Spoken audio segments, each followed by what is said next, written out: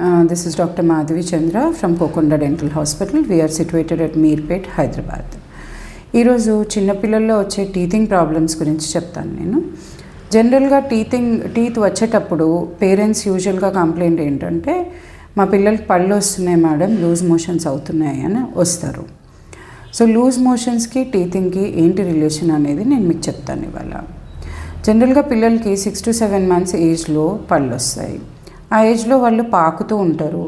పాకుతూ అవి ఇవి నేలను ముట్టుకోవడము, అవి ఇవి ముట్టుకోవడం చేస్తూ ఉంటారు. అలాగే వాళ్ళకి టీత్ వచ్చే ముందు గమ్స్లో పెయిన్ కూడా వస్తూ ఉంటుంది. సో అందుకని వాళ్ళు మాటికి నోట్లో వేలు పెట్టుకుంటారు. అంటే నేల మీద అవి ఇవి ముట్టుకున్న వేళ్ళే నోట్లో పెట్టుకుంటారు. దానివల్ల మైక్రోబ్స్ వాళ్ళ నోట్లోకి వెళ్ళి వాళ్ళకి లూజ్ మోషన్స్ అనే సమస్య వస్తుంది.